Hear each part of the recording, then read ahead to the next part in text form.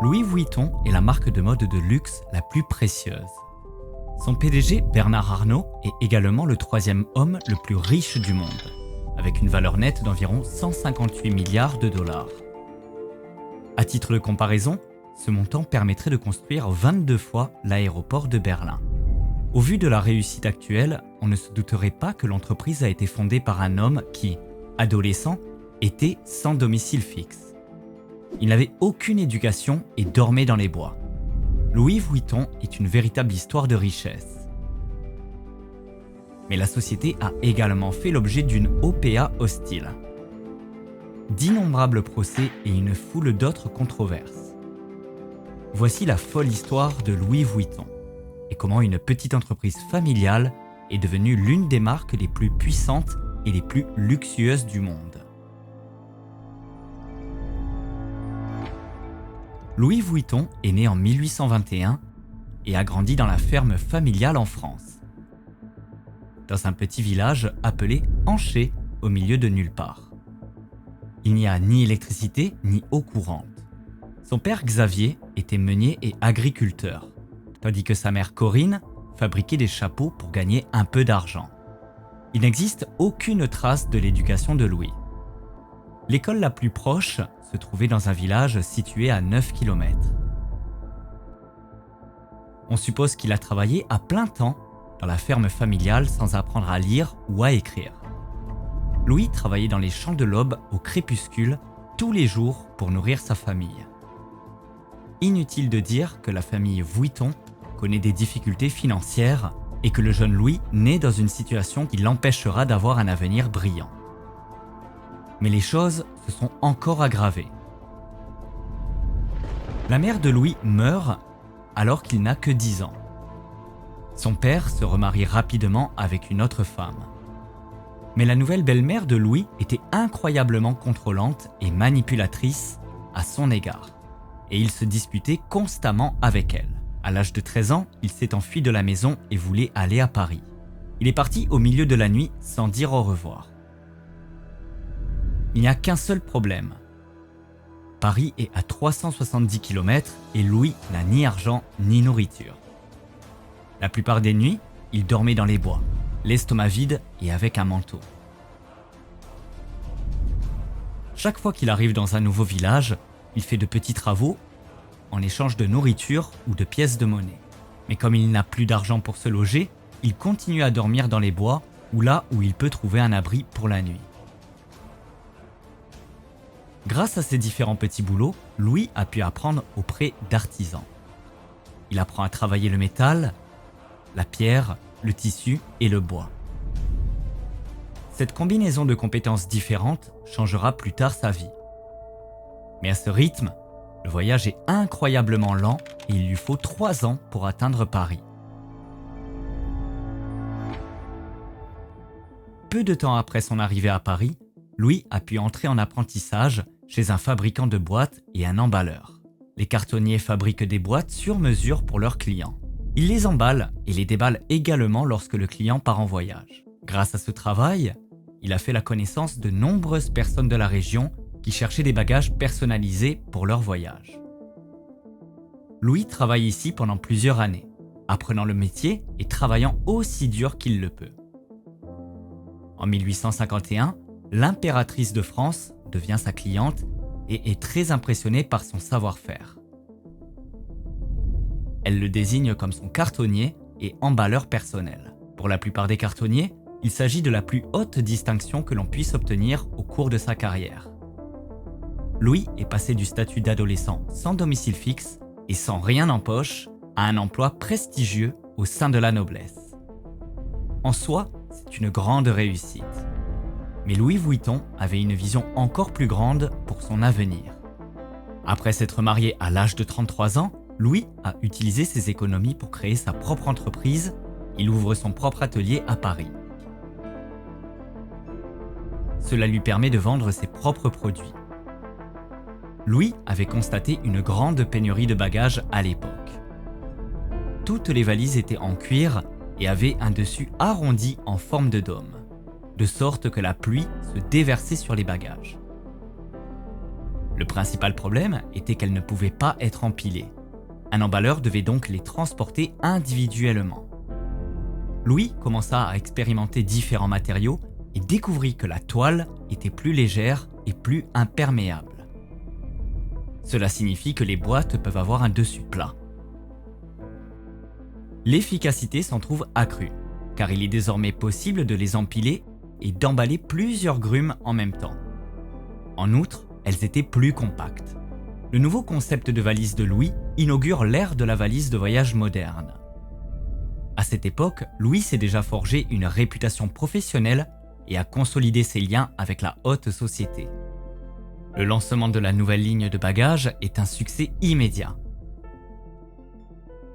Louis Vuitton produit même un catalogue Louis Vuitton afin que les clients puissent voir les produits disponibles et les faire emballer. En l'espace de 2 ans, ces nouveaux bagages sont considérés comme un accessoire élégant par les riches, un accessoire indispensable. Ils deviennent un symbole de statut social. La marque devient si populaire qu'elle reçoit des commandes du monde entier. Il reçoit même des commandes de la royauté de la lointaine Égypte. En 1859, Louis fait suffisamment de bénéfices pour engager une équipe d'artisans qui l'aideront à honorer les commandes. Il ouvre un nouvel atelier en région parisienne où il emploie 20 personnes. À cette époque, de plus en plus de gens commencent à voyager en train et en bateau. Le nombre de ses clients potentiels augmente donc de façon exponentielle. Voyager n'est plus seulement un passe-temps réservé aux riches. Des personnes de tous horizons ont besoin de bagages de qualité. Il semblait que Louis avait réussi et qu'il connaîtrait le succès pour le reste de sa vie. Malheureusement, ce n'est pas le cas. La France entre en guerre. Et pour Louis Vuitton, une nouvelle tragédie s'annonce.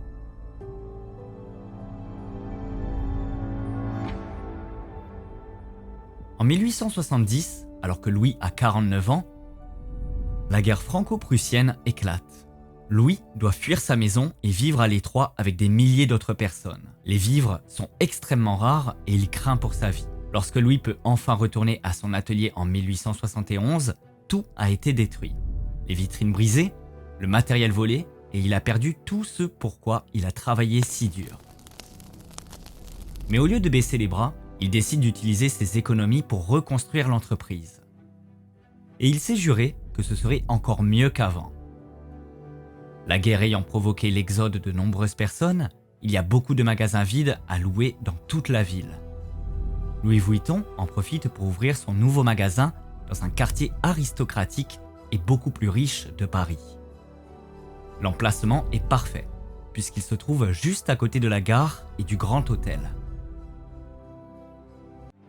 En 1872, Louis Vuitton lance un nouveau bagage sur le marché. Il est fabriqué en toile rayée beige. Ce modèle est devenu incroyablement populaire et les gens aiment arborer un style moderne. De nombreuses autres marques ont essayé de copier son style, mais ces sacs étaient d'une telle qualité que les clients préféraient toujours un sac Louis Vuitton authentique.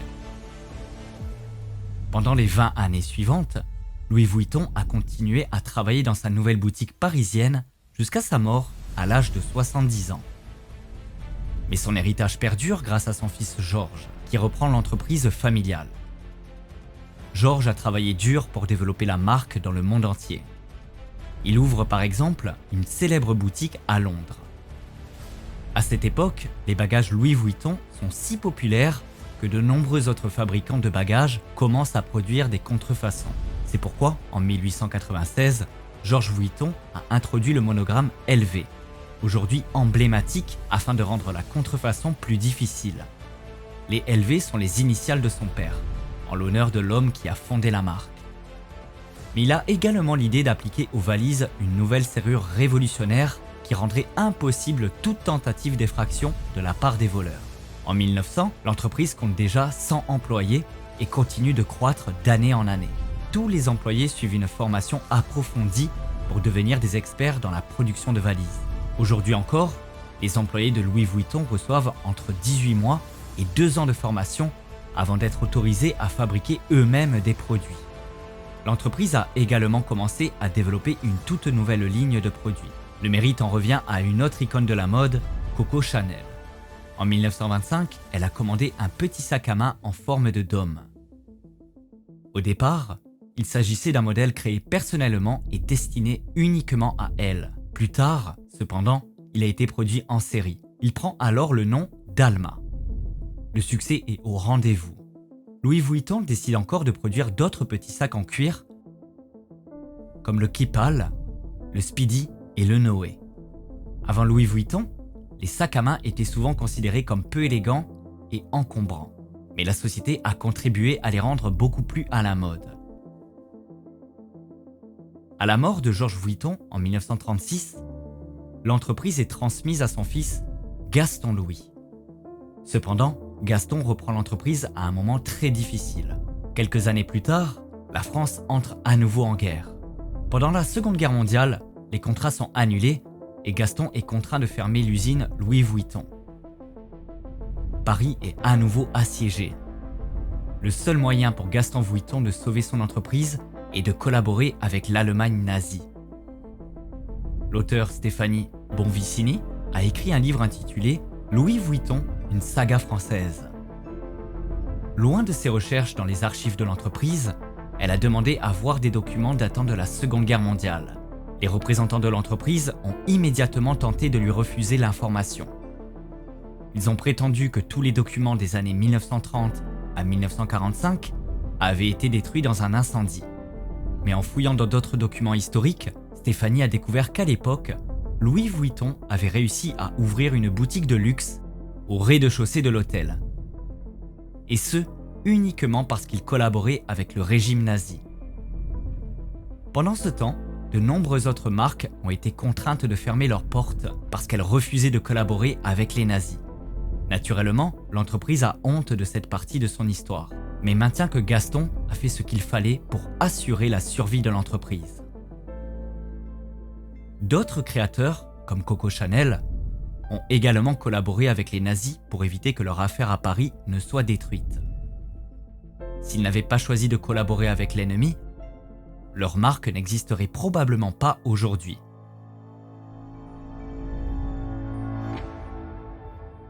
À la mort de Gaston en 1970, son gendre, Henri Racamier, reprend la direction de la marque Louis Vuitton. Nous en sommes à la 4e génération. Mais contrairement à ses ancêtres, Henri Racamier a déjà une grande expérience des affaires grâce à une entreprise qu'il a déjà érigée. Lorsqu'il a pris la direction de Louis Vuitton, il a pu amener la marque à un tout autre niveau. Henri a commencé à changer radicalement la marque Louis Vuitton, la transformant d'une entreprise familiale en l'énorme société qu'elle est aujourd'hui. Le modèle commercial de Louis Vuitton passe de la vente en gros à la vente au détail. En 1978, Louis Vuitton est déjà présent dans de nombreux autres pays, dont le Japon. En 6 ans, en tenant compte de l'inflation moderne, les ventes passent de 20 millions de dollars à 260 millions de dollars. En 1984, Henri décide d'introduire la société en bourse et Louis Vuitton vend 1 million d'actions à 63,63 dollars chacune.